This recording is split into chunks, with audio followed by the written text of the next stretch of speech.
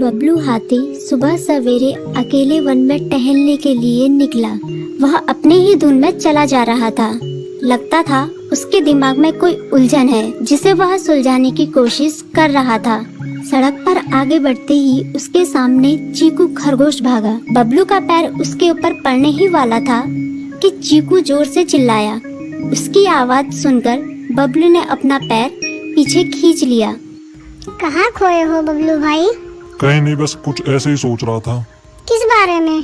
तुम जानकर क्या करोगे? शायद मैं तुम्हारी कुछ मदद कर सकूं। तुम तो जानते हो आजकल वन में कितनी चोरियां हो रही हैं, पर चोर का कोई अता पता ही नहीं है। इस बात को लेकर वन के सारे प्राणी चिंतित थे। वे वहाँ खुद को सुरक्षित महसूस नहीं कर रहे थे। अरे चीकू भाई, हम मजबूर हैं। हम चोर को पकड़ ही नहीं पा रहे हैं। वह बहुत चालाक है और अपने काम को बड़ी कुशलता से अंजाम दे रहा है। कहीं कोई सबूत ही नहीं छोड़ रहा।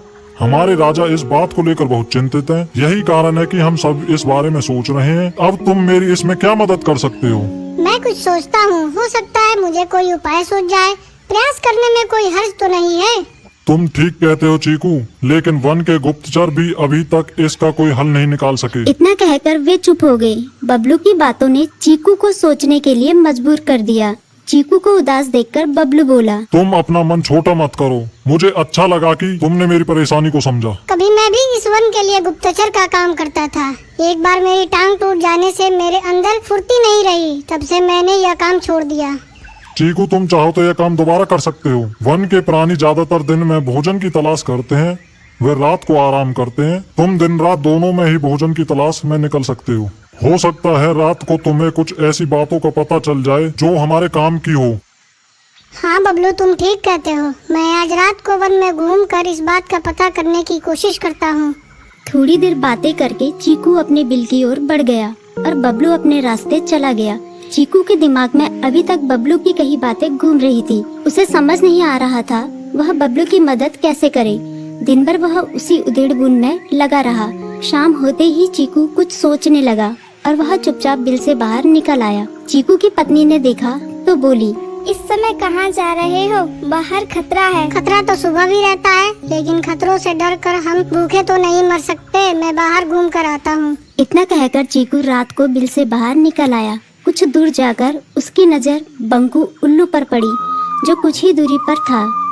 वह पेड़ की डाल पर बैठा अपनी गर्दन चारों तरफ घुमा रहा था। वह तेजी से पेड़ की एक डाल से दूसरी डाल पर उड़ रहा था। बंकू की नजर उस पर नहीं पड़ी थी। कुछ सोचकर चीकू पेड़ के पीछे से बाहर निकलकर थोड़ी खुली जगह पर आ गया और वहां से बंकू उल्लू को देखने लगा।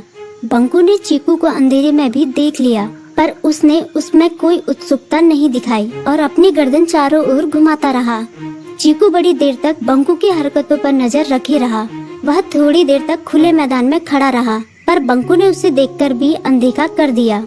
उसने महसूस किया कि बंकू के आसपास चमकू चमगादड़ भी मंडरा रहा था। कुछ देर वन में घूमने के बाद चीकू अपने बिल में लौट आया और सुबह होने का इंतजार करने लगा।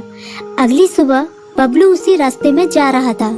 रास्ते में चीकू उसका इंतजार कर रहा था। आज बड़ी जल्दी आ गए बबलू। हाँ, आजकल मुझे चिंता की वजह से नींद नहीं आती। कोई नई खबर है क्या? यकीन से तो मैं नहीं कह सकता, पर मैं तुम्हें ऐसे प्राणी का नाम बता सकता हूँ जो शायद चोरों की मदद कर रहा है। कौन है वो? बंकू उल्लू।